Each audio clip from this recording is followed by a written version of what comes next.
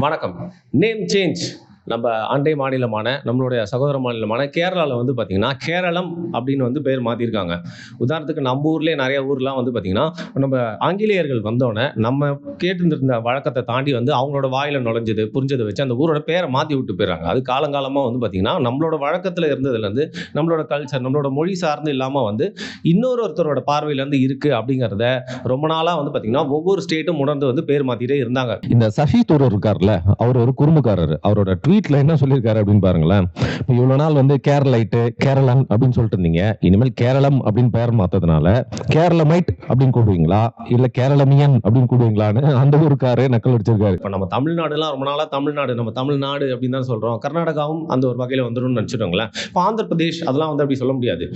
ஆனா கேரளா அப்படிங்கிறது வந்து பார்த்தீங்கன்னா, ஆங்கிலேயர் காலகட்டத்தில வந்த ஒரு வழக்கம் அப்படிங்கிறதுனால, இன்னைக்கு அவங்களுடைய கேரளா அப்படிங்கிற ஸ்டேட்டோட பேர யூனியன் கேபினெட்ல வந்து பார்த்தீங்கன்னா, ஒப்புதலோட கேரளம் அப்படிங்கிற பேர வந்து மாத்திருக்காங்க. இனிமேல் கேரளம் அப்படின்னு சொல்லி பழகிக்கோங்கப்பா. கேரளா கேரளான்னு வாயில ஒட்டிக்கிச்சு அப்படின்னா கூட வந்து officially it's going to be Keralam from now.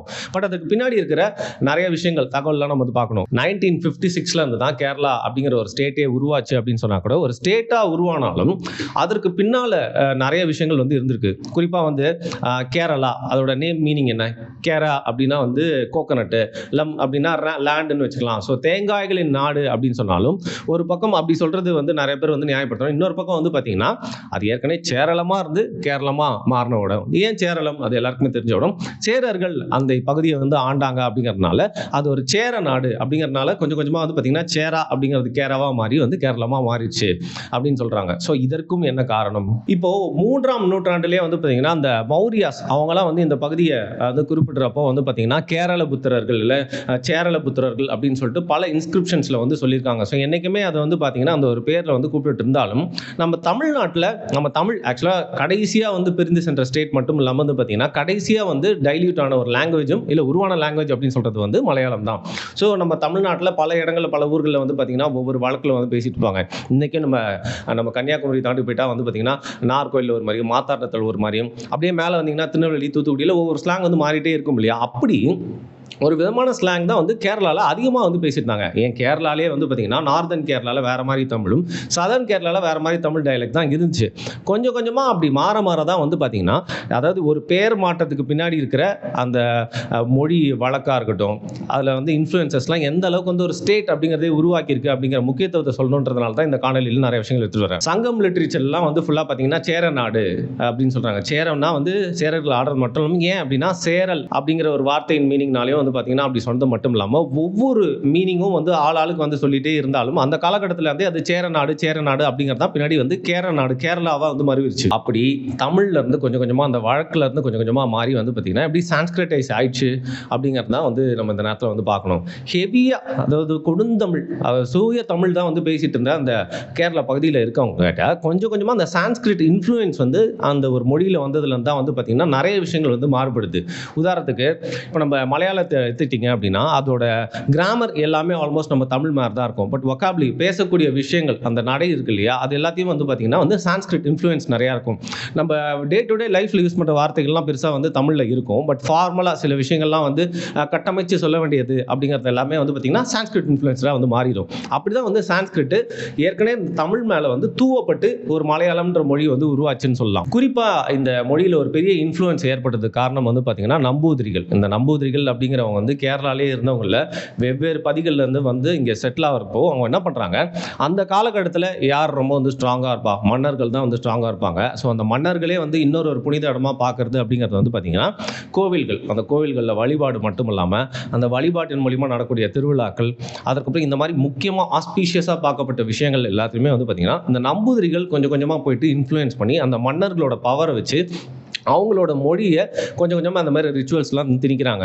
ஏற்கனவே அந்த ஊரில் இருக்கக்கூடிய பாரம்பரியமாக இருக்கக்கூடிய அந்த கோவில் பூசாரிகளை மன்னர்கள்கிட்ட சொல்லி கொஞ்சம் கொஞ்சமாக அகற்றிட்டு இவங்க அங்கே போய் உட்கார்ந்து வந்து பார்த்தீங்கன்னா இங்கே நடந்த அதே கதை தான். இந்த பூஜைகள் செய்கிறதுலேயே வந்து சான்ஸ்கிரிட்டை கொஞ்சம் கொஞ்சமாக வந்து கொண்டு வந்துடுறாங்க. அதற்கப்புறம் வந்து மன்னர்கள்கிட்ட வந்து அவங்களுடைய பசங்க இருக்காங்கல்ல, அவங்களோட வழி வாரிசுகள் எல்லாருக்குமே வந்து வைக்கக்கூடிய பேர்களாக இருக்கலாம், டைட்டிலாக இருக்கலாம், இதை எல்லாத்தையுமே வந்து கொஞ்சம் கொஞ்சமாக வந்து சான்ஸ்கிரிட்டைஸ் பண்ணி அதுதான் வந்து ரொம்ப ஒரு புனிதமான மொழி அப்படிங்கிறத காட்டுறது மட்டும் இல்லாமல் அதை கொஞ்சம் கொஞ்சமாக அடுத்த லெவலுக்கும் கொண்டு வராங்க. எப்படின்னு பார்த்தீங்கன்னா, படை வீரர்களாக இருக்கட்டும், இல்லை மற்ற சமூகத்தினர் எல்லாருக்குமே வந்து பெயர்கள் வந்து ரொம்ப சான்ஸ்கிரிட்டைஸ் பேரை வைக்கிறதுக்காக என்கரேஜ் பண்ணுறாங்க. இப்படி நம்ம வழக்கில் உடனே சான்ஸ்கிரிட்டைஸ் பண்ண முடியல, ஒரு சான்ஸ்கிரிட்டை பூத்த முடியல அப்படின்னா கூட வந்து எல்லாருக்கும் ஃபஸ்ட்டு பேர் வச்சுட்டா அவனோட அடையாளமே வந்து பார்த்தீங்கன்னா கொஞ்சம் அந்த சமஸ்கிருதத்துக்குள்ளே ஆயிடுச்சு அப்படின்னா மற்றது ஈஸியாக கொண்டு வந்துடலாம். அப்படிங்கிறனால கோவில் ஆரம்பித்து, பூஜைகள் ஆரம்பித்து, அதுக்கப்புறம் வந்து ரிச்சுவல்ஸ் நிறையா வந்து பார்த்தீங்கன்னா கொண்டாட்டங்களில் இருக்கக்கூடிய விஷயங்களில் சான்ஸ்கிரிட்டை உள்ள பொறுத்தது மட்டும் பேர்ல வந்து முடியுது. இப்படி இருக்கிறப்போ இந்த பேன் இண்டியன் ஹிந்து ட்ரெடிஷன்ஸ் அப்படின்னு சொல்லுவாங்க. உதாரணத்துக்கு தமிழர்கள் நிறைய பேர் தமிழ் தேசியம் பேசுறவங்க வந்து பார்த்தீங்கன்னா வந்து இந்த ஹிந்து மதத்துக்குள்ள இருந்தாலும் நாங்களாம் வந்து தமிழ் நம்பிக்கை, தமிழர் நம்பிக்கையில் தான் இருக்கோம் அப்படின்னு சொன்னாலும் கொஞ்சம் கொஞ்சமாக விஜயநகர படையெடுப்பு மூலியமாக மட்டும் இல்லாமல் நார்தன் இன்ஃப்ளூயன்ஸ் மூலியமா இன்னைக்கு நம்மளோட பூஜை புனஸ்காரங்கள் வழிபாடுகளில் வந்து நார்த்தில் இருக்க நிறைய இன்ஃப்ளூயன்ஸ் இருக்கு இல்லையா? அதே மாதிரி வந்து பார்த்தீங்கன்னா கேரளாவில் இந்த இன்ஃப்ளூயன்ஸை அதிகமாக வந்து ஃபுல் அண்ட் ஃபுல் கொண்டு வந்தது வந்து இந்த நம்பூதிரிகள் தான்.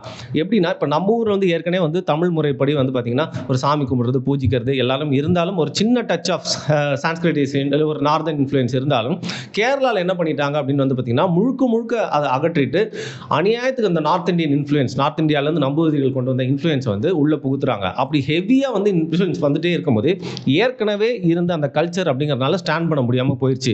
இதற்கும் மொழிக்கும் எந்த அளவுக்கு வந்து சம்மந்தம் இருக்குன்னு பார்த்தீங்கன்னா அந்த பேர்ல இருந்து கொஞ்சம் கொஞ்சமாக வந்து வழக்கத்தில் பேசக்கூடிய வார்த்தைகளே வந்து அதை சான்ஸ்கிரிட் இன்ஃப்ளூயன்ஸான வேர்டாக வந்து மாற்றுறாங்க. அப்படி தொடர்ந்து ஒரு 300-400 வருஷம் பண்ணிகிட்டே இருக்கும்போது வந்து பார்த்திங்கன்னா அடுத்தடுத்த சந்தையினர் இதை கேள்விப்பட்டு பேச்சு மொழியில் வந்து கொஞ்சம் கொஞ்சமாக அவங்களுக்கே தெரியாமல் வந்து பார்த்திங்கன்னா மலையாளம் அப்படிங்கிற மொழி தமிழுக்குள்ளேருந்து உருவாகுது சான்ஸ்கிரிட்டோட உதவியோட. ஸோ ஒரு 13ஆம் நூற்றாண்டு 14 நூற்றாண்டுலேருந்து தொடங்கி வந்து பார்த்திங்கன்னா கொஞ்சம் கொஞ்சமாக அந்த பேச்சு மொழியில் மாறி மாறி குறிப்பாக வந்து இந்த பேச்சு மொழியில் வரக்கூடிய வார்த்தைகளில் ஹ ஷ இந்த மாதிரியான விஷயங்களோட இன்ஃப்ளூயன்ஸ் அதிகமாகி மலையாளம் மறுவுது. ஸோ ஆல்மோஸ்ட் பை ஒரு 16ஆம் நூற்றாண்டுலாம் வந்து பார்த்தீங்கன்னா அந்த மலையாளம் அப்படிங்கிற ஒரு மொழி வந்து வழக்கில் மட்டும் இல்லாமல் போயம்ஸ் எழுதுகிற அளவுக்கு கூட வந்து உருவாகி அந்த வழக்கத்துக்கு வந்து சில போயட்ஸ் மூலியமாக வந்து கொண்டு வந்துட்டாங்க. இதில் குறிப்பாக மணிப்பிரவாளம் அப்படிங்கிற நடையை வந்து சொல்லுவாங்க. ரூபி அண்ட் கோரல் மிக்ஸ் அப்படிங்கிறது இது எப்படி ஏற்படுது அப்படின்னு பார்த்தீங்கன்னா நான் ஏற்கனவே சொன்ன மாதிரி வந்து பல நூற்றாண்டுகள் பேச மட்டும் இல்லாமல் லேண்டு முக்கியமாங்க இந்த மலையாளம் மலை அப்படிங்கிறது தான் வந்து பார்த்தீங்கன்னா